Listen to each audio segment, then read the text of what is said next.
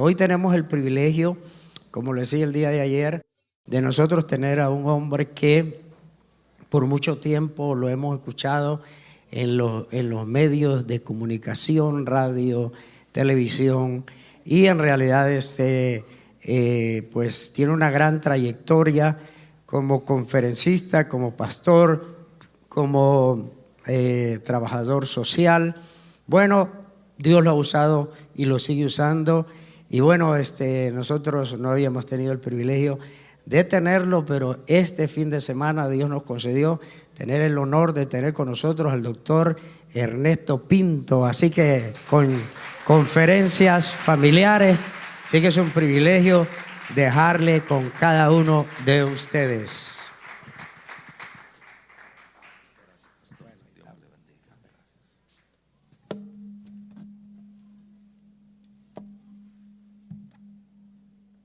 Buenos días.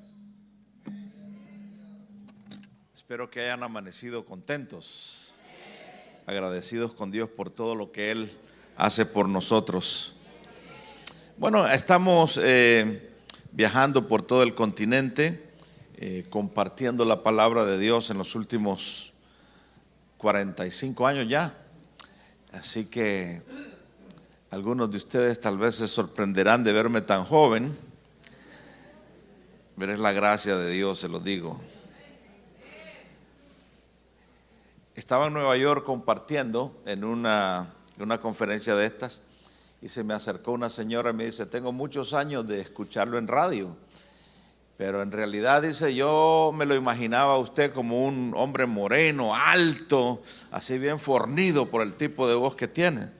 Lo bueno, dice, es que todavía está guapo, dice. Bueno, le digo, modestia aparte, le digo, gracias a Dios. Y si algunos no creen que soy guapo, que le pregunte a mi mamá, ¿no? Para los que no vinieron el día de ayer, soy de Honduras, nací en San Pedro Sula, en la costa norte, sí. Gracias. Y crecí en La Lima, en lo que es lo que llaman los bananales. Ya los bananales casi no existen, todavía hay unos cuantos bananales en esa zona, pero cuando yo crecí, básicamente la costa norte era la productora de bananos para el mundo, era el segundo país que producía más bananos para el mundo. Entonces, la historia de Ernesto Pinto, que fue escrita por un cineasta norteamericano, le llamamos el niño del bananal. Aquí cuenta la historia de mi familia, básicamente. Algunos saben ya que yo crecí sin padre, y pues eso me llevó a este compromiso de hablar sobre la familia, porque sabemos que el padre no solamente es necesario, sino muy importante en el desarrollo emocional y espiritual de los hijos. Yo siempre he dicho que los países de cual nosotros venimos no son pobres porque les da la gana, ¿no? Porque son países del tercer mundo, como llaman, sino que hay una sola razón por la pobreza y la miseria que vivimos en nuestros países. Y se van a sorprender que no son los políticos, ¿no? Algunas personas piensan que los políticos son los que nos tienen en miseria y en pobreza. Sabemos que hay mucha corrupción política en nuestros países, pero la razón mayor es la ausencia del padre. Imagínese usted que dice que América Latina tiene un 60% de hijos o de niños que van a crecer sin el padre biológico. Ahí usted encuentra la verdadera razón de la pobreza, porque ¿cuántos padres hay acá? Los que tienen hijos. ¿Sí? Yo estoy seguro que ninguno de ustedes va a mandar a sus hijos a vender mangos a la calle. Usted se va a romper el pellejo porque sus hijos estén bien. Pero muchos de esos niños que ustedes ven en la calle, que llamamos niños de la calle, vendiendo, haciendo esto, su padre no existe. Muchos tienen padrastro, pero el padre biológico no está ahí. Y yo creo que esa es una de las razones por las cuales el Señor me llamó en el 84 a este ministerio de la restauración familiar, por la situación que hay.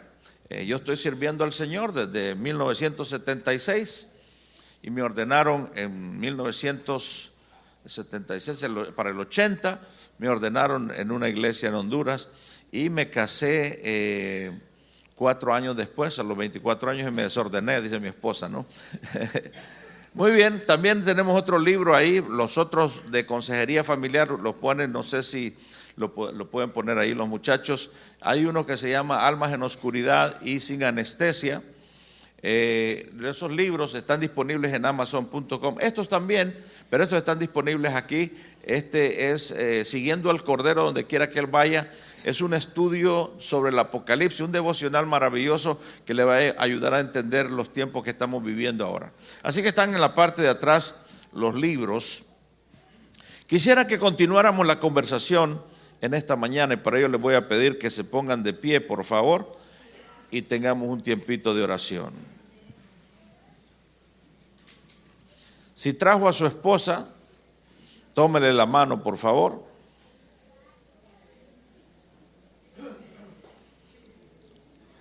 O si trajo a su esposo, también agárrele la mano. No le vaya a agarrar la mano a la del vecino porque se va a meter en problemas. ¿Qué tal si esta mañana hacemos una oración por la pareja? Yo les voy a pedir a los matrimonios, si están juntos ahí, que se puedan tomar de las manos, mirarse a los ojos y vamos a orar el uno por el otro. ¿Les parece? Entonces haga eso. Tome la mano de su esposa o de sus hijos si están ahí. Y permita hacerse una oración por su cónyuge. No empiece a reprender demonios, no, sino ore por bendición para esa pareja que Dios le ha regalado. Padre, en el nombre poderoso de Jesús, venimos delante de tu presencia agradeciéndote por lo que tú hiciste en la cruz del Calvario. Sabemos que ahí estamos completos, Señor.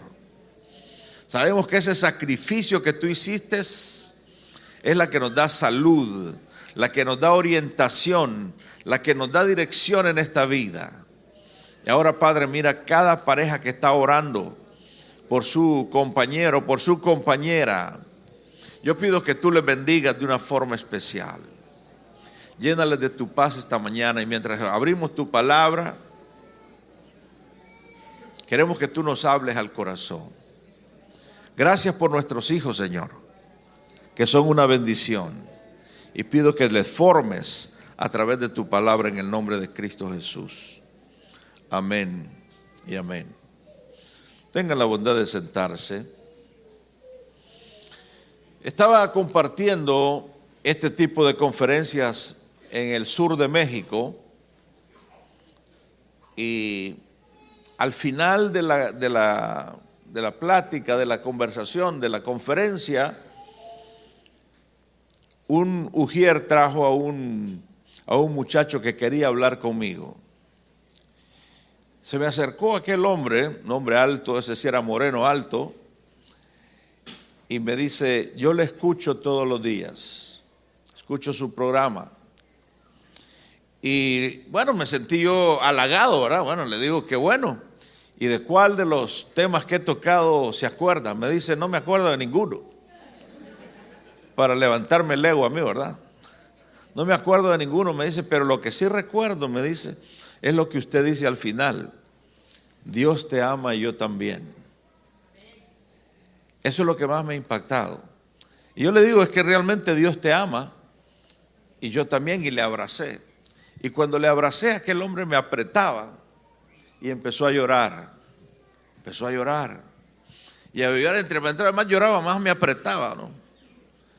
Al final, uno de los muchachos que habían puesto para que me protegiera, lo separó. Mientras él estaba llorando, yo estaba orando por él. Y salí de la reunión. Al día siguiente, aquel hombre regresó a la iglesia y me dice, volví a hablar con él y me dice, yo nunca había recibido un abrazo de un hombre. Nunca había recibido un abrazo de un hombre como el que recibí ayer. Yo no conocía a mi padre. Yo no sé lo que es un consejo de padre.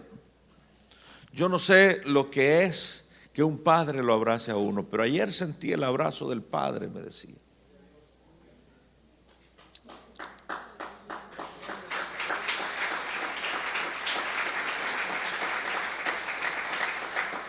Y me dice, yo salí llorando de este lugar. Y cuando llegué a la casa seguía llorando. Era un gozo inexplicable.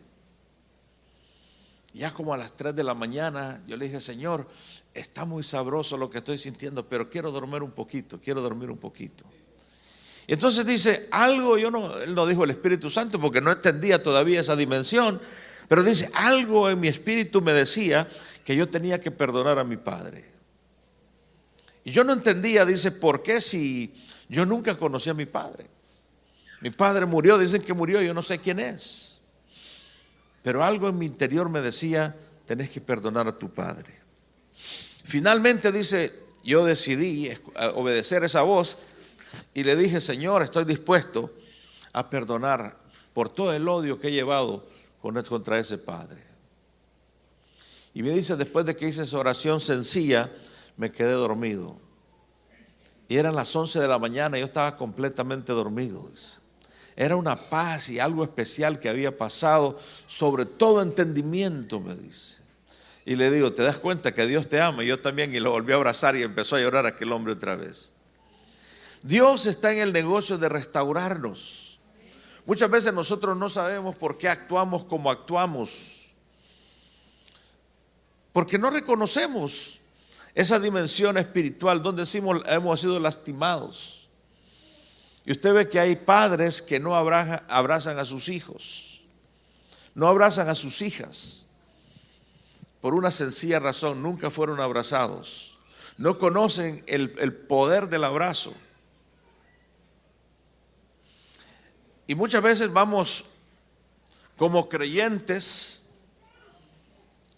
imponiendo nuestra visión y nuestros valores cristianos a nuestros hijos sin expresarles el amor. Es muy importante que nosotros entendamos esto. Ya tienen su Biblia abierta, vamos a seguir la conversación del día de ayer en el Salmo 112. Ahí nosotros vemos un hombre que gobierna bien los asuntos con juicio, y no solamente, y voy a hablar de asuntos materiales, pero también los asuntos espirituales. La razón del Padre, la razón por la que el Dios nos ha hecho Padre es para que nosotros sanemos el corazón de nuestros hijos. Escuche bien esa expresión. Para que nosotros sanemos el corazón de nuestros hijos. Un estudio que se hizo acá en Norteamérica, que saben que los norteamericanos hacen estudio de todo, ¿verdad? Hay un estudio ahí hasta de unos chicos que se fueron al campo a ver si las flores lloraban. Hay tantos estudios que uno dice, pero Dios mío, en eso estamos gastando nuestros impuestos, ¿no? Pero hay verdaderos estudios científicos que nos ayudan a entender ciertas cosas. Uno de ellos es el que recientemente salió de un experimento que hicieron con las madres. La madre al nacer su hijo, lo ponen a un ladito de la mamá y luego sacaban a la mamá después de unas horas, la sacaban a la mamá, dejaban al niño solo y la mamá entraba y desde que la mamá ponía el pie en la habitación, el cuerpo reaccionaba del bebé. El bebé, según el estudio, reconocía aún la respiración de la madre. Pero después de la madre entraba el padre y el bebé no reaccionaba absolutamente nada. Y ese experimento lo hicieron por 40 días. Y hasta los 40 y tantos días el bebé empezó a reaccionar cuando el padre entraba a la habitación. Le tomó al bebé más de 40 días reconocer el olor, la respiración, la voz del padre. Pero la madre la reconocía inmediatamente. ¿Por qué? Porque la madre lo cargó 9 meses en el vientre. La madre le hablaba, la madre lo carga, ¿no? Está ahí. Todas sus emociones están pegadas a la madre. Por eso yo no entiendo. Por ahí hice una entrevista de un joven que dice que la fue a tener la mamá al hospital y después vino, lo sacó del hospital y lo fue a tirar a un basurero. Gracias a Dios que una de las enfermeras vio que esta madre hizo eso, sacó a aquel niño y por aquí vive en uno de estos pueblos, por aquí vive el muchacho me llamó para contarme la historia. Imagínense cómo que una madre puede hacer eso. Ahora bien, volvamos al estudio. Dice que aquellos padres que le hablaban a su niño en el vientre, que lo chiqueaban, dicen los hondureños, ¿no? Le decían cositas al niño, le abrazaban ahí en el vientre de la madre. Le tomó menos días. En 10 días el niño reconocía, el bebé reconocía a aquel padre. Obviamente el estudio nos dice que los padres tenemos que ganar el amor de nuestros hijos. ¿Me expliqué? Tenemos que esforzarnos para que nuestros hijos entiendan nuestra presencia. Y eso nos va a acompañar toda la vida. El acercar a nuestros hijos, el abrazarlos, el decir, hijo, te amo. Hijo, para mí tú eres muy importante. Es importante es que nosotros emocionalmente nos conectemos con nuestros hijos. Y para ello necesitamos expresiones. Necesitamos expresarles el amor, abrazarles, decirles que son importantes. No sé si usted se da cuenta que cuando va a ver a sus hijos jugar basquetbol o fútbol, ¿cuántos van al fútbol de sus hijos? Porque hay evangélicos que ya me están reprendiendo, ¿va? Pero sus hijos lo necesitan. Y muchas veces yo iba a los partidos de mis hijos, cuando estaba viendo, bueno, a veces llegaba tarde por alguna reunión o algo, llegaba tarde, pero mi hijo se daba cuenta cuando llegaba porque él estaba tal vez pateando la pelota o haciendo lo que tenía que hacer, pero estaba buscando al padre siempre. Y lo único que él necesitaba es que yo llegara y le hiciera. Y ya empezaba a jugar y correr con toda la alegría. Él sabía que el papá lo estaba aprobando. ¿Se dan cuenta? No es solamente que el padre es un proveedor, que tiene que ser un proveedor natural. Pero es un padre que también provee emociones, que sana el corazón de los hijos. Todo eso es sanidad al corazón de los hijos. Usted se pregunta por qué un chico de 10, 12 años se convierte en un sicario. ¿Por qué un niño de 12, 13 años viene en medio de la calle, saca un puñal y apuñala a una persona sin ninguna misericordia? Porque nunca tuvo el amor de un padre, nunca tuvo la orientación de un padre. Y todas sus emociones están completamente destruidas. Y usted y yo pudimos haber sido esas personas. Somos capaces de ser tan malos. Pero el trabajo de nosotros como padres es no solamente suplir. Ya lo tienen en el Salmo 112, ¿verdad? Dice, este Padre, versículo 4, es clemente y misericordioso, justo. Es un hombre de bien y tiene misericordia. Ahora, no habla de que tiene misericordia ya con el público. Porque es fácil tener misericordia del pordiosero que pasa por ahí. Pero ¿qué tal tener misericordia por los que están alrededor nuestro? ¿Qué tal tener misericordia por nuestros hijos? Les voy a dar un ejemplo.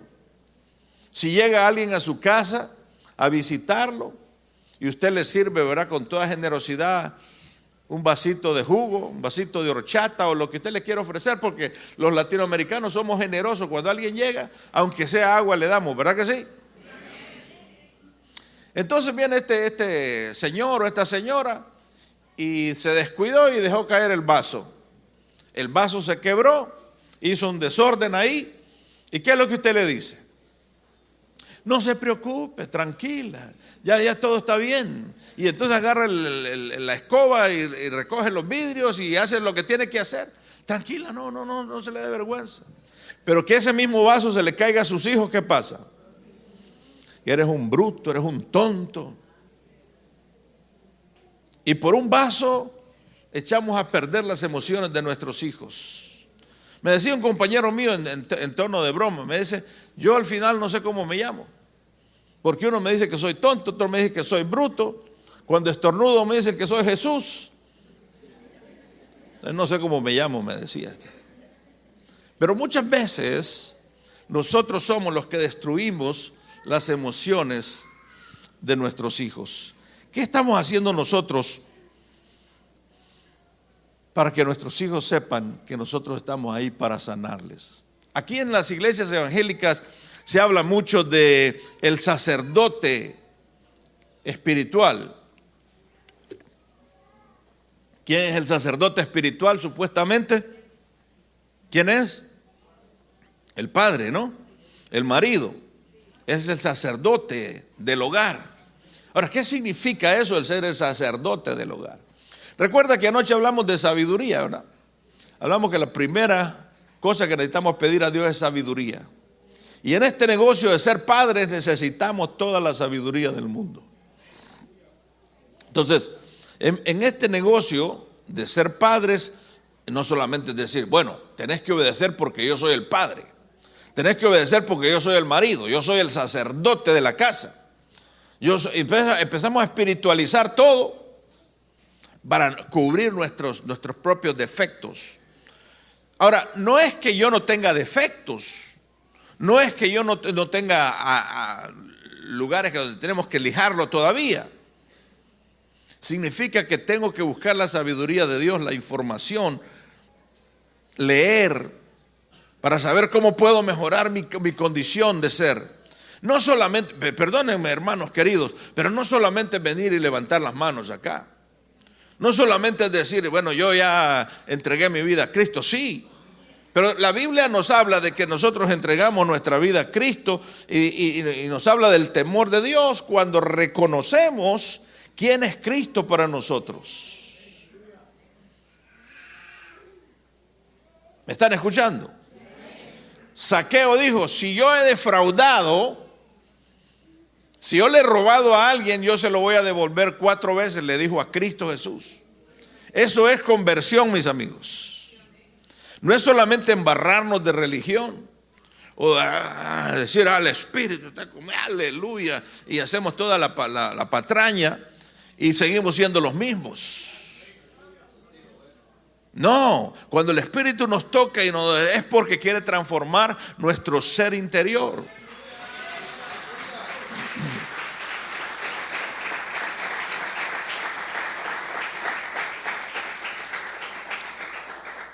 Entonces vivimos en el temor de Dios en nuestra vida diaria y en cada momento que atraviesa, nosotros podemos enfrentar la vida sabiendo que los principios de Dios están en nosotros. Este hombre gobierna bien sus asuntos con juicio, con sabiduría.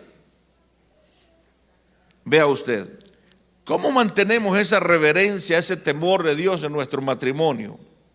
Se deleita en los mandamientos, dice el Salmo 112. Se deleita en los mandamientos. Voy a ponerlo de esta manera. Se deleita en el devocional familiar. Se deleita traer a sus hijos a la casa del Señor. Se deleita llevar al matrimonio en la armonía de la palabra de Dios. Se deleita cuando hay un seminario de familia. Está dispuesto a traer a sus hijos, dialogar con ellos para que estén presentes. Versículo 22, perdón, Efesios 4, voy a leer esta palabra en el versículo 22. En cuanto a la pasada manera de vivir, despojémonos del viejo hombre que está tóxico, que está viciado conforme a los deseos engañosos. Ahora bien, dice que nosotros que vivimos en sabiduría, que vivimos en comunión, debemos de despojarnos, díganlo conmigo mujeres, despojarnos de la vieja. ¿Aló mujeres? De la vieja. Y los hombres, despojarnos del viejo hombre. ¿Qué es el viejo hombre? Ahí lo dice que está viciado, con deseos engañosos. Usted y yo tenemos una lucha espiritual, no importa si es hombre o sea mujer. Y esa lucha espiritual la va a ganar a quien usted alimente más. Alimentamos nuestro espíritu con la palabra, alimentamos nuestro espíritu con buena lectura. ¿Cómo alimentamos nuestro espíritu? ¿Ve? Otro de los estudios famosos de los norteamericanos es que nuestra familia, el individuo, el hombre o la mujer, se pasa 5 horas en el internet. 5 horas en el teléfono. Y ahora estos teléfonos inteligentes le llaman, ¿verdad? Le dice al final del día, ahí hay una app que le dice al final del día cuánto usted tomó en ese teléfono famoso. No, los jóvenes entre 7 a 8 horas. Pero los viejos, así como nosotros que somos más lentos para este tipo de cosas, se habla de 4 a 5 horas. ¿No les parece bastante fuerte? Y ahí pasan, ¿eh? En TikTok.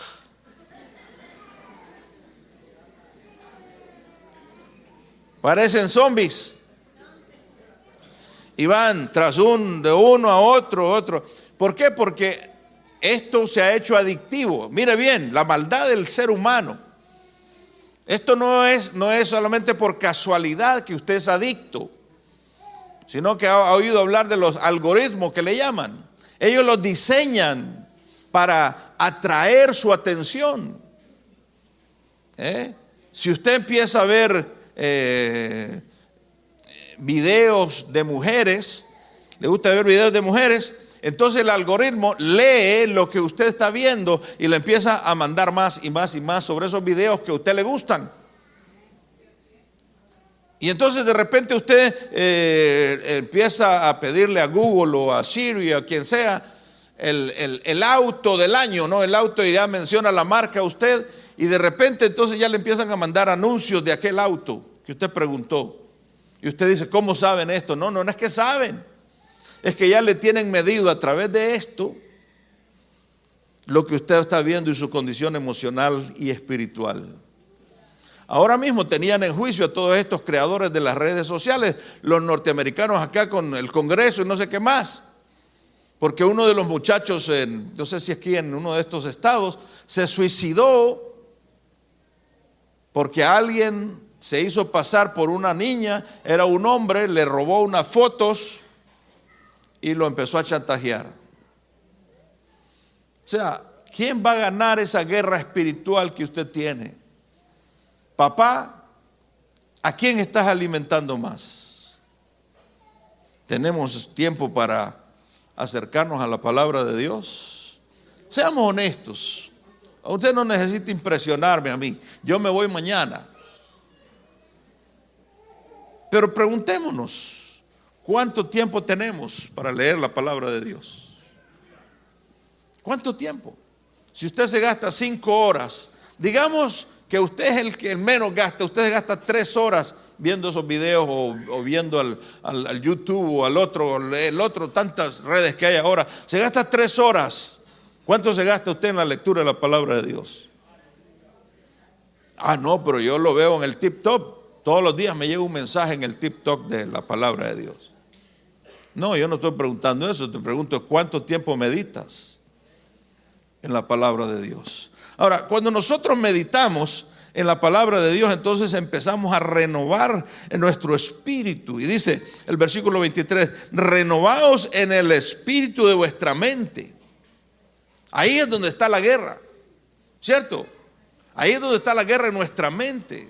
¿Y qué es lo que nosotros estamos alimentando más nuestra mente? Dice el versículo 24, y vístanse. Vístanse requiere un esfuerzo, ¿cierto? Más a las mujeres, porque abren el closet y empiezan a ver aquel montón de ropa que tienen y dicen, ¿cuál vestido me pongo? Y empiezan a ver, el hombre no, el hombre cualquier camisa agarra por ahí, se la traba, ¿no? No toma mucho tiempo, pero la mujer sí. Y cuando empiezan a medirse un vestido y se le acercan a usted y le dicen, mira mi amor, estoy gorda, no conteste esa pregunta. Se va a meter en problemas. Entonces vestirse toma tiempo, toma un esfuerzo. Dice, vístanse del nuevo hombre. No solamente dice renueven vuestra mente, sino que dice, vístanse del nuevo hombre, creado según Dios. Entonces Dios tiene un diseño para cada uno de los hombres, para cada una de las mujeres. Y este Dios ha diseñado a este hombre, a este nuevo hombre, a esta nueva mujer, como un hombre de justicia, de santidad y de verdad. Sencillo, ¿no? De justicia, santidad y verdad. Por lo cual, desechando toda mentira, hablen siempre la verdad, cada uno con su prójimo, con sus hijos, con su familia, porque somos miembros los unos de los otros, dice. Yo no sé si les ha pasado, yo me imagino que les ha pasado a ustedes que llegue el cobrador. ¿Y qué le dicen ustedes? De decirle que no estoy. El hijo, como es bien mandado, le dice, dije a mi mamá que no está.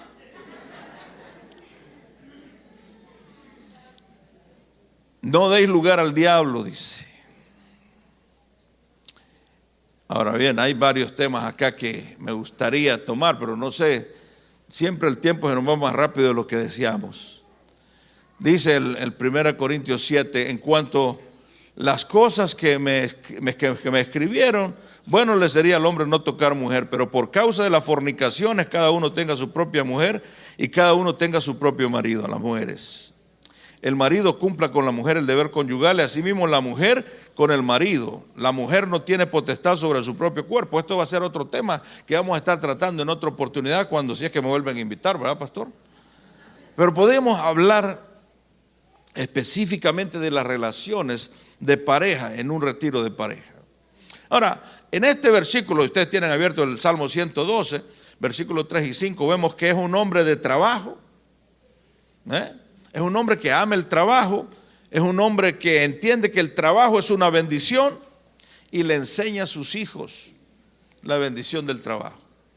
Hay muchos creyentes que son creyentes de la teología del negrito del batey, que el trabajo es un enemigo.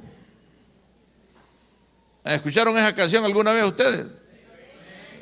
Parece que escuchan canciones mundanas. Ustedes también. Los va a poner en disciplina el pastor. No, pero era una canción viejísima, antigua, ¿no? Que desde niño decía que el negrito del batey le había pegado una puñalada al trabajo. Y muchos así son. O sea, usted no puede decir, soy un hombre creyente si no provee para su casa. Dice que los hombres creyentes debemos de proveer para el hogar. Entonces, no es responsabilidad de la mujer proveer, sino del hombre. Por supuesto, nosotros vivimos en una sociedad donde muchas veces hasta el perro mandamos a trabajar para poder pagar los gastos que tenemos. Pero miren, esos gastos simplemente es porque nosotros no hemos entendido que nosotros tenemos que organizarnos. Voy a leerles otra vez el texto. Gobierna sus asuntos con juicio, por lo cual no resbalará jamás. No tendrá temor de malas noticias, su corazón estará firme, confiado en Jehová. Asegurado está su corazón, no temerá.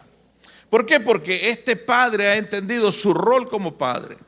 Su rol primario es proveer seguridad a la esposa y a los hijos, abrazar a los hijos, decirles estoy presente en tu escuela. Miren ustedes que cuando la maestra manda, yo no sé si pasa eso por acá, pero cuando la maestra manda una nota, me gustaría verles a los padres. Y ya le dice el marido a la mujer, anda a ver vos lo que quieres a la señora, ¿no? Anda a ver lo que está haciendo tu hijo, le dice. Él no quiere ir a enfrentar a la profesora, manda a la señora. ¿Por qué no va a ir la mujer, el marido a la escuela? Una buena pregunta. Vean ustedes a quienes le hemos relegado nosotros los hombres el cuidado espiritual de nuestros hijos. Nosotros teníamos en la ciudad de Chicago, mientras yo trabajaba con una congregación, teníamos una guagua, dicen los puertorriqueños, un pequeño busito que iba a recoger los niños para la escuela dominical. Nosotros habíamos entendido que si alcanzábamos a los niños, estábamos alcanzando una generación y posiblemente los padres vinieran atrás. Pero en muchos casos la guagua pasaba y estaba la mamá esperando la guagua. Y ponía a los niños al busito y se iba. Muy raras veces, me decía uno de los choferes, encuentro un papá que está ahí con la mano de su hijo esperándonos para que su hijo vaya a recibir la escuela dominical. Hemos dado esa responsabilidad a las mujeres, enseñarle a orar. No, Señor, no es responsabilidad de la mujer. Usted es el sacerdote de la casa.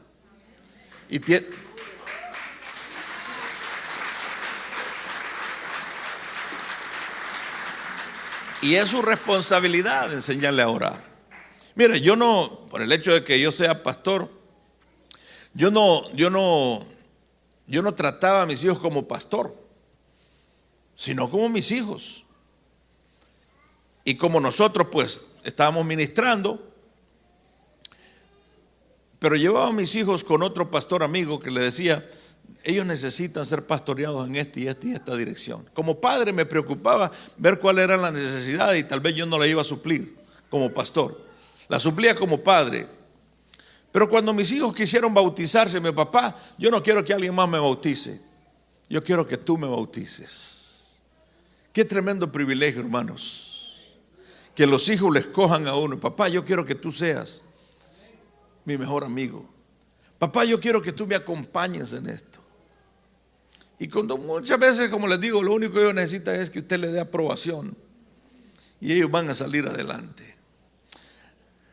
Nosotros no solamente administramos lo emocional, sino que administramos también las cosas materiales. El trabajo es una bendición y el trabajo le va a traer riqueza. Naturalmente, porque si usted trabaja, le va a traer riqueza. Y para eso usted necesita entonces tener un presupuesto. Ayer hablaba de que vamos a hablar un poquitito sobre eso. ¿Están de acuerdo? Entonces tenemos un presupuesto. ¿Cuántos saben lo que es un presupuesto? Solo 3. Ya. Un presupuesto es una hojita, no sé si lo tenemos por ahí, es una hojita donde usted dice, yo gano tanto y gasto tanto. Entonces describe los gastos particularmente. Paga tanto de casa, tanto de luz, tanto de esto, tanto de otro. Y al final, ¿cuánto le queda? Entonces, no solo amamos el trabajo, sino que le enseñamos a nuestros hijos a trabajar también.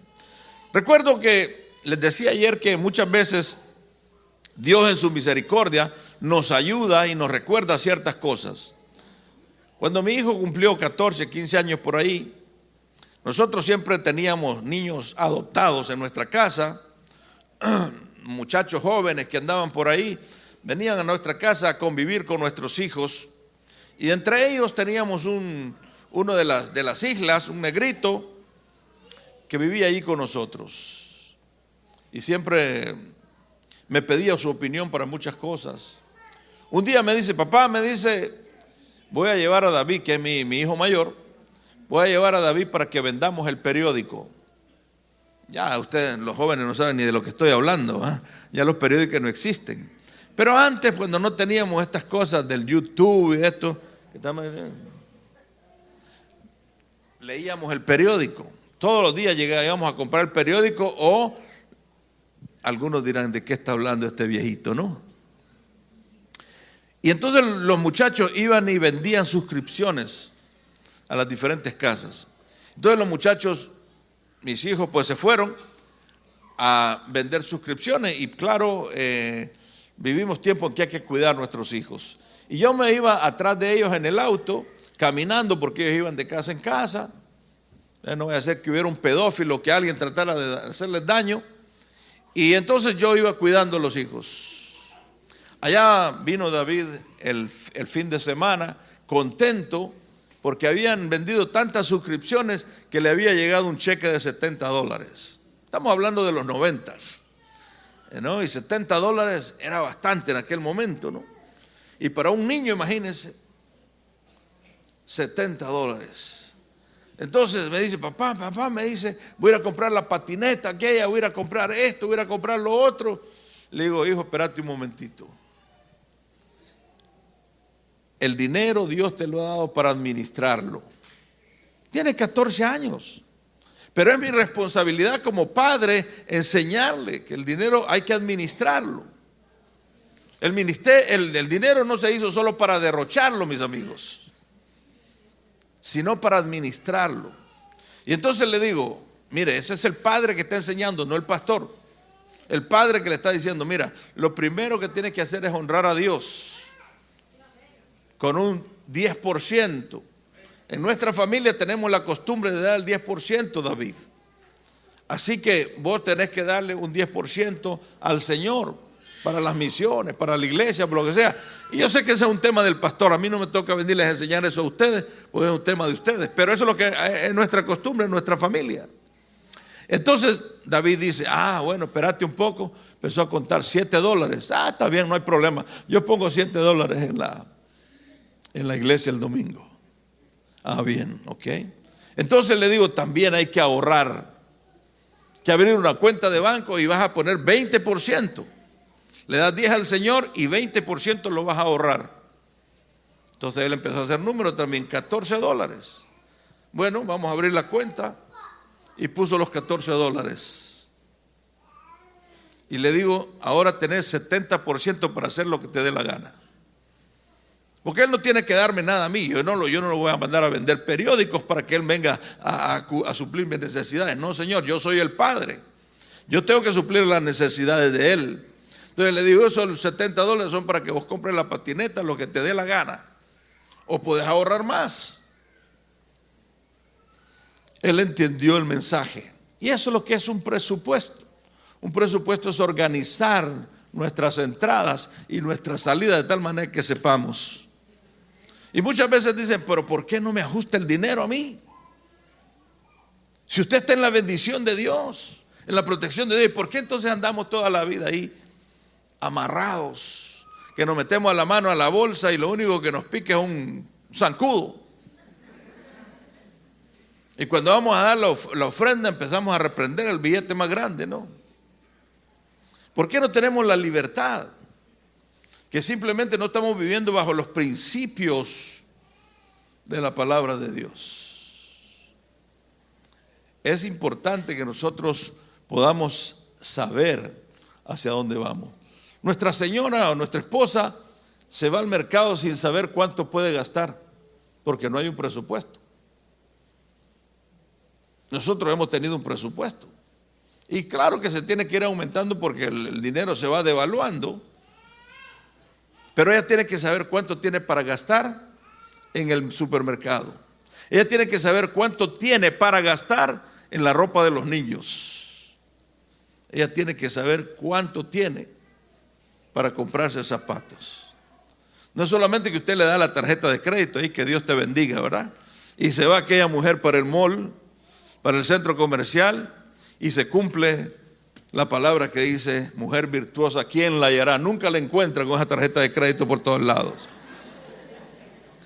Ahí sí son virtuosas todas, ¿verdad? Se pierden. Y a la hora de que vienen los recibos, ¿quién va a pagar? ¿Usted cree que el gobierno le va a venir a pagar?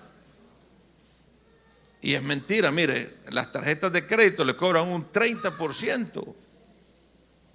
La gente dice, no, sí, ahí lo voy a pagar después. Y empiezan a pagar solo lo mínimo. Cuando acuerdan están hasta allá. ¿Cómo aprendí yo esa lección acá? Sin haber tenido un padre que me instruyera todo eso. Porque me di con la piedra en los dientes.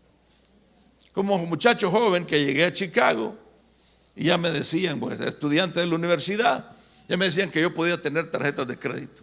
Y me empezaron a mandar todas las tarjetas de crédito a vida por haber. Y claro, yo tenía un trabajo pequeño, estaba en la universidad y utilizaba la tarjeta de crédito para suplir mis necesidades supuestamente. Pero ¿qué hacía? Pagaba lo mínimo. Y me fui acostumbrando a hacer eso. Cuando acordé estaba hasta. Un día llegué a uno de mis líderes espirituales y le digo, hermano querido, era el tesorero de nuestra denominación. Le digo, vas a tener que hacerme un préstamo. ¿Y por qué? Me dice. Pero es que estoy endeudado, le digo. Me está robando el sueño esto. Estoy endeudado. Y él me dice, bueno, lo primero que tenemos que hacer es traerme el presupuesto, me dice. ¿Cómo? Le digo. Sí, tráeme el presupuesto para ver cómo estás gastando. No, le digo, yo nunca he escuchado de eso. No tenés un presupuesto, me dice. No, le digo. ¿Y estás enseñando la Biblia vos? Me dice. Es un muchacho joven, yo no. Claro, le digo, soy pastor de jóvenes, soy pastor asistente. Me dice, ¿cómo es que estás gastando sin saber a dónde mandas el dinero? ¿Cuánto estás ahorrando? Me dice. Ya se pueden imaginar cómo me sentí yo cuando me dice.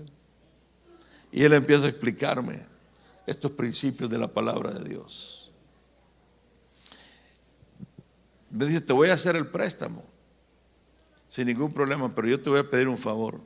Anda a cortar todas esas tarjetas de crédito porque vos no estás listo para manejar tarjetas de crédito.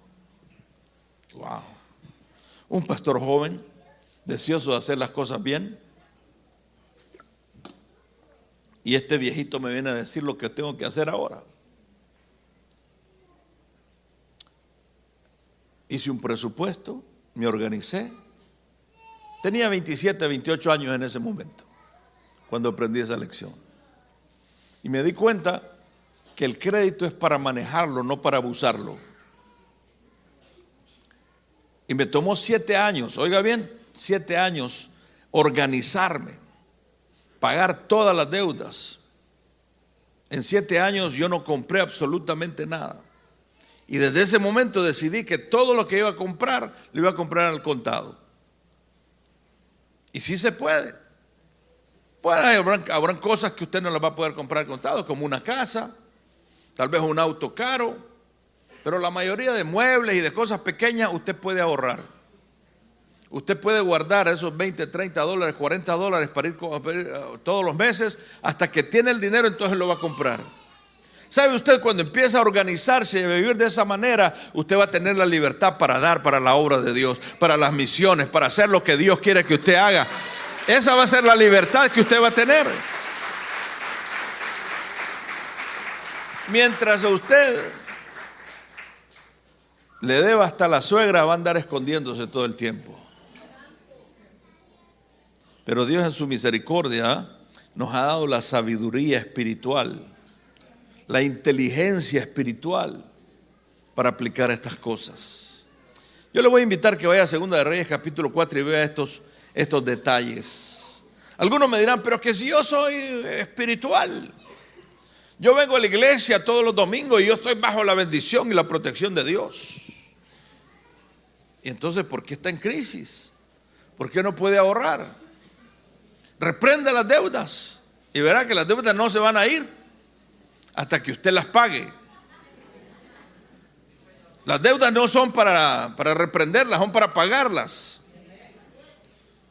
Porque el problema no es pecado tener deudas, no me vaya a malinterpretar. El pecado es no pagar. Si alguno de ustedes no provee para su casa, dice la palabra, es peor que un inconverso. Eso es lo que dice la palabra, ¿o no? Entonces, en ese Segunda de Reyes, vemos, dice el versículo 4, una mujer de los hijos de los profetas clamó a Eliseo diciendo, tu siervo, mi marido, ha muerto. Y sabes que tu siervo era un hombre temeroso de Jehová. Y ha venido el acreedor para tomarse a los hijos míos por siervos. ¿Qué es lo que está pasando aquí? Como que hay una contradicción porque le dice, este era un gran hombre de Dios. Cuando habla de los hijos de los profetas, está hablando del ministerio en aquel momento. No está hablando de profetas que adivinaban el futuro o que le vienen a decir a usted, Dios te dice, esfuérzate y sé valiente porque no. Tenía nada que ver con eso. Eran los estudiantes de teología, los estudiantes de la palabra de Dios, los que servían. Era la pastoral de aquel momento. Los hijos de los profetas. Eran hombres que servían a la comunidad.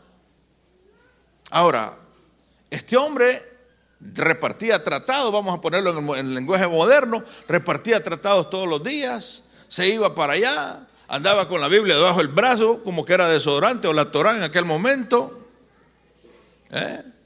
Y gloria a Dios, aleluya, levantaba las manos, se miraba muy bonito, pero no cumplía sus obligaciones con las deudas. Ahora bien, ahora nosotros tenemos un montón de recursos. Ahora le hablamos de bancarrota, ¿cierto? Y muchas veces nosotros hablamos esos términos sin entender qué significa eso. Eso va evolucionando. Miren, en esa época donde se da esto, cuando usted asumía una deuda, ponía a sus hijos de fiadores. Si usted no pagaba la deuda, le venían y le quitaban sus hijos y se los llevaban de esclavos. También es lo mismo ahora. Si usted no paga sus deudas, está poniendo a su familia de fiadora, porque no van a poder ir a la universidad, no van a poder estudiar, porque usted no va a poder tener la capacidad de pago para eso. ¿Aló? ¿Me están entendiendo? Entonces venían y los tomaban como esclavos. O sea, esta mujer le dice, pero si mi marido era un hombre muy espiritual. Ajá, pero ¿qué pasó? Que ahora viene el acreedor y se va a llevar a mis hijos. ¿Cómo cree que se siente el corazón de una madre? ¿Por qué este padre no se organiza? ¿Por qué este padre no gobierna bien sus asuntos? Está trayendo a la miseria a toda la familia. ¿Por qué? Porque sus hijos aprenden a ser desordenados igual que el padre, ¿sí o no? ¿Aló? Estoy hablando a la iglesia del Señor aquí. Ahora se vienen a traer a mis hijos como esclavos. ¿Cómo se siente el corazón de una madre? ¿Cómo se siente el corazón de una madre que sus hijos no pueden ir a la universidad? Mire, no tiene nada de malo tener cualquier trabajo. Todos los trabajos son dignos. Pero es su responsabilidad de que ese hijo tenga la mejor oportunidad para salir grande. Sus hijos, su generación va a ser poderosa en la tierra, dice el Evangelio. Ahora bien, es el poder del ejemplo lo que hace que sus hijos sean poderosos en la tierra. Yo les contaba la historia de David, que a los 13, 14 años, juntamente con este otro hijo adoptado que teníamos, aprendieron la lección. Y todos los veranos mis hijos iban a trabajar, no para mí, sino para ellos. Ahorraban y guardaban la plata. Cuando tuvo que venir la universidad, ellos tenían un poco de plata, yo ponía el otro poco y se pagaba toda la universidad. Cuando ellos terminaron la universidad, los dos de ellos, cuando los dos terminaron la universidad estaba completamente pagada, tanto por ellos como por mí. No tenían ni una sola deuda con el gobierno ni con nadie, porque ellos tienen que tener la libertad. Esa es su responsabilidad. Cierra tus ojos por un momento. ¿Qué es lo que el Señor te está diciendo, papá, en esta mañana? ¿Qué es lo que el Señor te está diciendo? Y yo sé que muchos de nosotros tenemos responsabilidades en nuestros países y mandamos plata para el primo, para el gato, para el otro, pero también tenemos responsabilidad con nuestros hijos aquí o allá, donde estén. Se me acercó un hombre y me dijo, pastor, ¿qué hago yo? Tengo 3 hijos que no los conozco y ellos tampoco me han visto. Posiblemente ni sepan que yo soy el padre, pero yo sé que yo soy el padre de esos hijos.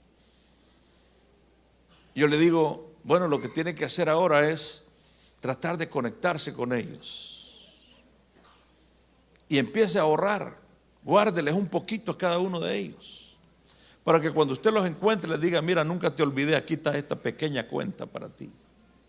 Esa es la manera más responsable de aquel padre que ha abandonado a sus hijos. Pueden abrir sus ojos. Le dice Eliseo, pero ¿qué tengo yo que hacer en este asunto? Le dice el profeta, pero ¿qué tienes? Le preguntó a la viuda, ¿qué tienes? Y yo te pregunto esta mañana, ¿qué tienes? Aquí hay mucho talento, mucha capacidad. ¿Qué tienes? Lo único que necesitas ahora, le dice Eliseo, es organizarte. Y ella le dijo, bueno, lo único que tengo es un poco de aceite. Ah, pero tienes algo. Tienes un poco de aceite. Tienes un poquito de educación. Has leído un poquitito. Tienes media libra de cerebro. Tienes inteligencia espiritual. Ahora ponlo en las manos de Dios. Y vas a ver el milagro. Vas a ver cómo Dios multiplica el aceite. Vas a ver cómo Dios hace algo nuevo en tu vida. Pero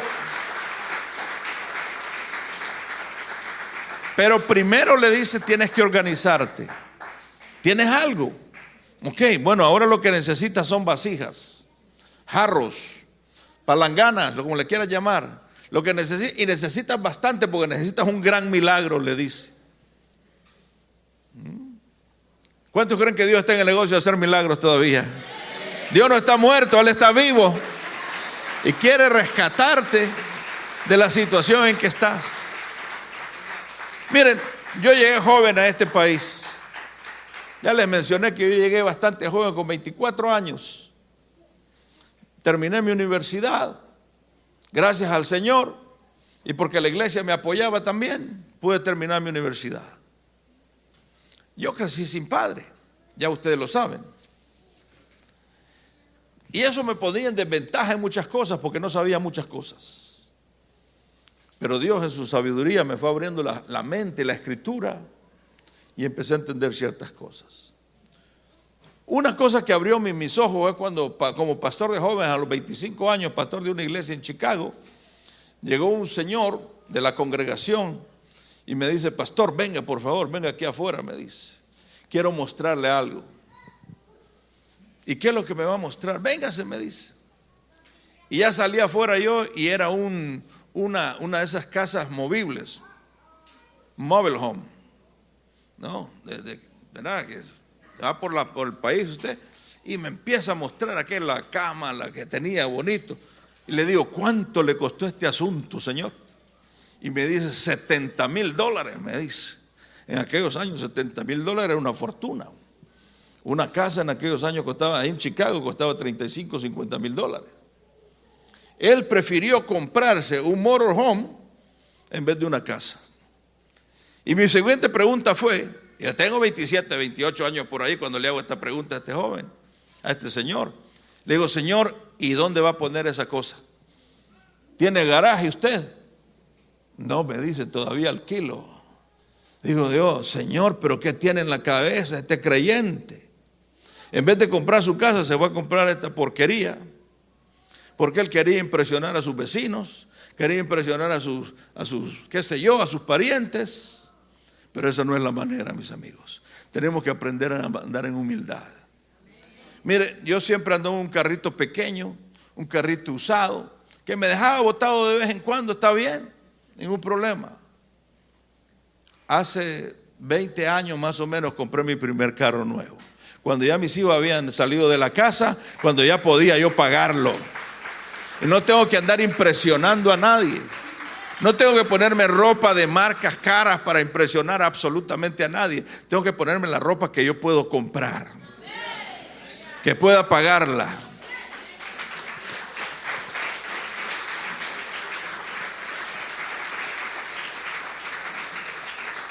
Les voy a robar unos minutos más solo para decirle esto.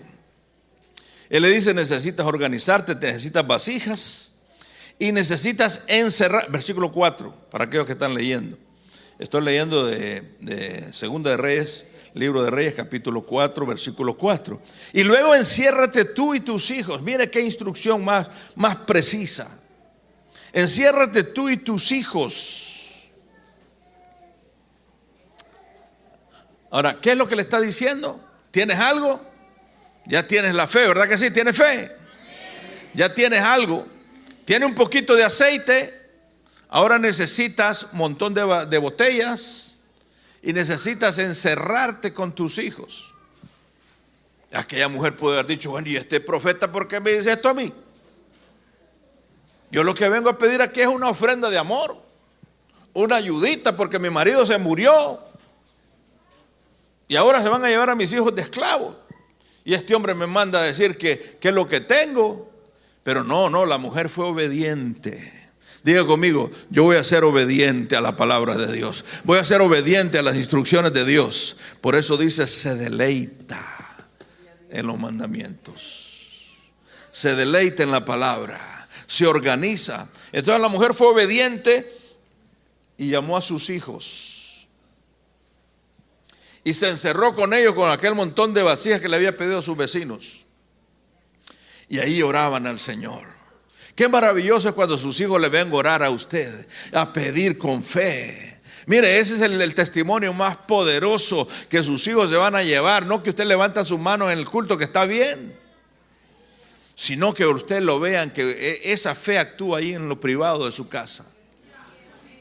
Recuerdo que una vez mi esposa me dice: mira, creo que necesitamos cambiar los gabinetes de cocina porque ya están todos sucios, todo feo, ya no se puede ni pintar. Y yo me puse muy espiritual y le digo: bueno, vamos a orar, a ver cómo el Señor suple y a ver cómo el Señor envía estos aparatos. Y mi hijo Daniel, que tenía unos 8 o 10 años, estaba escuchando y dice: ¿cómo que vamos a orar? Ahorita mismo vamos a orar, nada de ponerlo para más tarde. Ahorita los hijos le dan unas lecciones a uno terribles. Y nos agarró de la mano a los dos y empezó a orar él: Señor, mi mamá quiere gabinetes nuevos y mi papá dice que tú no lo puedes dar. Así que te pido que tú pongas gabinetes nuevos en esta casa, Señor. Amén. Y nos quedamos viendo nosotros con mi esposa y dijimos: amén. 2 semanas después el Señor honró la oración de aquel muchacho.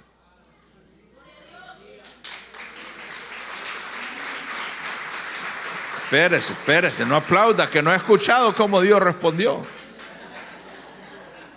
Me llamó un amigo que tenía una pequeña fábrica de esos muebles y me dice: Pastor Pinto, sí, fíjate, me dice que tengo un cliente que me mandó a hacer unos muebles de cocina, pero bonitos y caros. Y yo los hice, y cuando se los íbamos a poner dijo que no era el color que quería, que no era el estilo que quería. Y me han quedado esos muebles ahí. ¿No crees que los podríamos poner en tu casa? Y yo dije: la oración de Danielito funcionó. Alabado sea el nombre del Señor. Y 2 semanas después habían instalado los gabinetes nuevos en nuestra casa. Y cuando Danielito vino de la escuela, miró aquellos gabinetes y dice: la oración funciona. Dios es un niño de 10 años. La oración funciona, Dios está vivo. Ahora vénganse aquí, dice: vamos a orar, porque yo necesito un perro en esta casa, dice. Vamos a orar por el perro. El asunto es que nosotros no queríamos comprarle perro, porque ustedes saben, vivimos en Canadá con esa temperatura tan fuerte. Tener el perro adentro siempre, uno que viene de esos lugares que donde el perro vive afuera, ¿verdad? Y él quería el perro. Y vamos a orar: y Señor, ya proveíste los gabinetes de la cocina de mamá, ahora quiero mi perro, Señor. Quiero mi perro. Y bueno, le tomó un poco más de 2 semanas, le tomó 2 años para que aquel perro llegara, pero Dios contestó la oración. Dios contesta tus oraciones. No importa cuál sea la situación, no importa cuál sean las deudas, Dios te va a dar la estrategia. Dios, si te organizas y obedeces, Dios te va a dar la estrategia. Entonces la mujer se encerró y la puerta cerrada, empezaron a orar y los hijos traían las vasijas y ella echaba el aceite. Estoy leyendo la palabra. Y cuando las vasijas estuvieron llenas, dijo a uno de sus hijos: tráeme aún otras vasijas. Y él dijo: ya no hay más vasijas. Entonces, cuando ya no había más vasijas, cesó el aceite. Hay un milagro pendiente para ti. Dios quiere meter su mano en tu presupuesto. Dios quiere meter su mano en tu vida. Dios quiere meter su mano en tu salario. Dios quiere que tú le honres, que te organices. Y dice: cuando llegó la última botella, el aceite cesó. Vino ella y le contó el varón de Dios al profeta y le dijo al profeta: vende el aceite y paga a tus acreedores, y con el resto vive con tus hijos tranquilas. Pudo pagar y todavía le quedaba. Imagínense el corazón alegre de aquella mujer: ya no se van a llevar a mis hijos de esclavos, no serán más esclavos, porque Dios está vivo, porque Dios hace milagros todavía hoy, porque Dios quiere hacer que tu descendencia no mendigue pan, que tu descendencia no mendigue pan, que tu descendencia no esté en la calle vendiendo mangos. Él no quiere eso, sino que tú suplas, que te organices y les enseñes a estos hijos a creer en aquel Dios que todo lo puede. Este Padre no solo es un Dios, no solo es un Padre generoso, sino un Padre que agradece a Dios. El versículo 9 dice: reparte a los pobres, su justicia permanece para siempre y su poder será exaltado en gloria. Lo verán los impíos y se van a irritar, van a crujir los dientes por el espíritu de amor y de rectitud que este Padre tiene. Yo le voy a invitar que se ponga de pie en esta mañana. Sé que el tiempo se nos fue más rápido. Tu descendencia va a ser poderosa y estoy consciente que he hablado a los padres. Cuando tú, padres, te responsabilices como el sacerdote de tu hogar. Tus hijos te necesitan tus abrazos, necesitan tu expresión de amor. Yo te voy a pedir que ahí donde estás, cierres tus ojos por un momento y empieces a preguntarte, si tus hijos están ahí, abrázalos, llámelos cerca de ti. Este es un buen momento.